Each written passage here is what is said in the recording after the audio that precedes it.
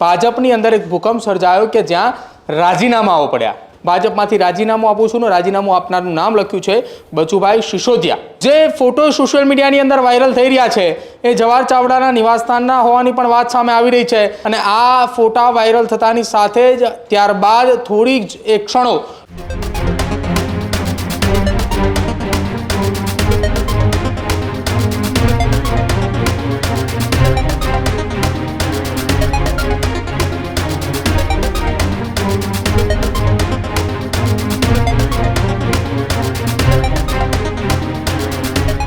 વિસાવદરની પેટા ચૂંટણી પૂરી થયા બાદ ખૂબ ચર્ચામાં રહેલા જવાહર ચાવડા હવે ફરીથી ક્યાંક ને ક્યાંક ચર્ચાઓમાં આવ્યા છે અને સમાચાર એ જૂનાગઢ જિલ્લાથી સામે આવી રહ્યા છે।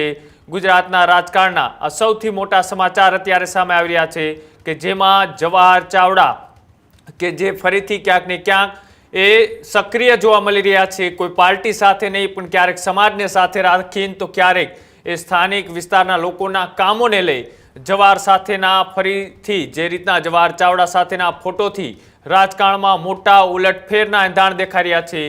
જવાહર ચાવડા સાથેની મુલાકાત બાદ કેટલાક નેતાઓ છે તેઓએ રાજીનામા આપ્યા છે। બચુભાઈ સહિત આખા પરિવારે ભાજપ સાથે છેડો ફાડ્યો છે। જવાહર ચાવડા સાથેના ફોટો વાયરલ થતા ગણતરીની કલાકોમાં જ રાજીનામા છે તે પડ્યા છે। સાથે જ બચુભાઈ સહિતના જે પરિવારના લોકો હતા તેઓએ ભાજપમાંથી રાજીનામું આપ્યું છે। બચુભાઈ અને પરિવારના ચૂંટાયેલા પ્રતિનિધિના રાજીનામા પડતા ત્યારે ફરીથી ચર્ચાનો વિષય બન્યો છે। જે રીતના વિસાવદરની પેટા ચૂંટણી વખતે બંધ બારણે જે ખેલ પાડવામાં સૌથી ચર્ચાસ્પદ નામ હોય તો એ જવાહર ચાવડા હતું। જવાહર ચાવડાએ ભાજપમાં હોવા છતાં બંધ બારણે ક્યાંક ને ક્યાંક ગોપાલ ઇટાલિયાને મદદ કરી એવા સમાચારો એ પૂરા સૌરાષ્ટ્રની અંદર વહેતા થયા હતા અને ફરીથી હવે જૂનાગઢ જિલ્લાનો જવાહર ચાવડાએ જ્યારથી પ્રવાસ શરૂ કર્યો છે ત્યારથી ફરીથી એક એવા સમાચાર સામે આવી રહ્યા છે। ન્યૂઝરૂમથી પ્રદીપ જોડાયેલા છે। જે રીતના વિસાવદર બાદ હવે જૂનાગઢ જિલ્લામાં ખેલ પાડવાની જવાહર ચાવડાની તૈયારી દેખાઈ રહી છે। જે રીતના ફોટો બાદ અચાનક રાજીનામા પડવા અને રાજીનામા બાદ હવે કેવા પ્રકારની પરિસ્થિતિ એ ત્યાં સર્જાઈ શકે છે? કૃણાલ, આ ગુજરાતના તમામ લોકોને ગુજરાતની રાજનીતિની અંદર જવાહર ચાવડાનું જ્યારે નામ આવે છે ત્યારે હવે એક ચર્ચાએ જોર પકડ્યું છે કે વિસાવદરની ચૂંટણીના પરિણામો જે આવ્યા એ પરિણામો બાદ ગોપાલ ઇટાલિયાએ જીતની ઉજવણી દરમિયાન જવાહર ચાવડાના જિંદાબાદના નારા લગાવ્યા હતા।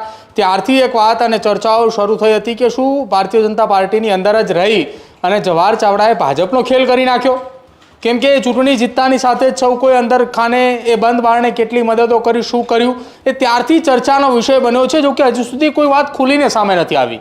હવે આ તમામની વચ્ચે ગત મોડી સાંજે જૂનાગઢના એક વિસ્તારની અંદર એટલે કે જવાહર ચાવડાના નિવાસ સ્થાને જ એક મહત્વપૂર્ણ બેઠક મળી હોવાની વાત સામે આવી રહી છે।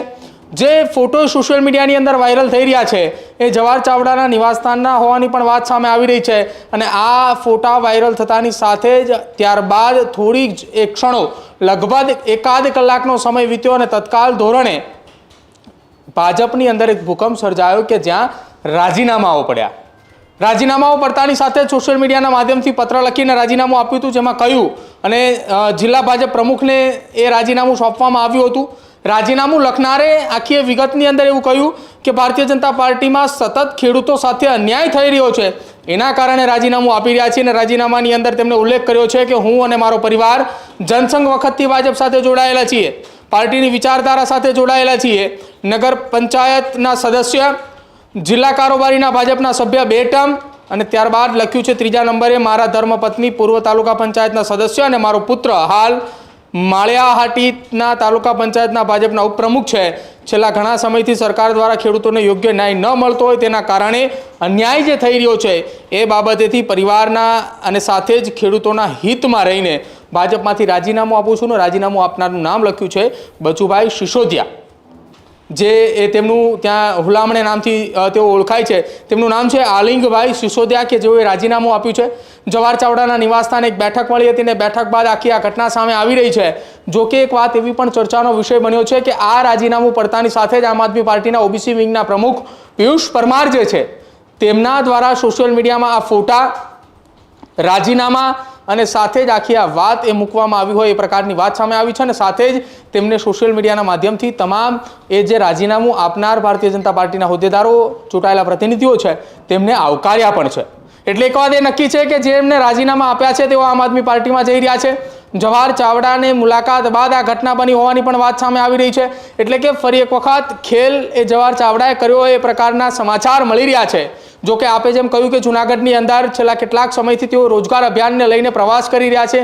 જૂનાગઢ ગીર સોમનાથ વિસ્તારની અંદર તેઓના સતત પ્રવાસ છે અને એ પ્રવાસની વચ્ચે હવે આ પ્રકારના સમાચાર આવે છે કે જ્યાં એક પક્ષની અંદર રહી અને પક્ષની સામે કામગીરી કરતા હોય એ પ્રકારની વાત સામે આવી રહી છે. એટલે કે ભારતીય જનતા પાર્ટી સાથે જોડાયેલા છે અને તેમની સામે જ આ પ્રકારની કામગીરી કરી છે. ભૂતકાળમાં પણ અનેક વખત એ ભાજપના પોસ્ટરની વાત હોય ત્યારે પણ તેઓ ચર્ચામાં આવ્યા હતા. ત્યારબાદ વિસાવદરની ચૂંટણી, ત્યારબાદ રોજગાર અભિયાન અને હવે તેમના નિવાસસ્થાને મળેલી એક બેઠક અને બેઠક બાદ અચાનક જ પડતા એ રાજીનામાના કારણે ફરી એકવાર જવાહર ચાવડા ચર્ચામાં છે કે ભાજપમાં રહીને જ તેઓએ ભાજપનો ખેલ કર્યો. જી બિલકુલ, આભાર માહિતી આપવા બદલ. તો એ જવાહર ચાવડા કે ફરીથી ક્યાંક ને ક્યાંક ચર્ચાઓમાં છે, પાર્ટીમાં હોવા છતાં પણ ક્યાંક ને ક્યાંક પાર્ટીથી દૂર રહી અને અત્યારે ખેલ પાડી રહ્યા છે.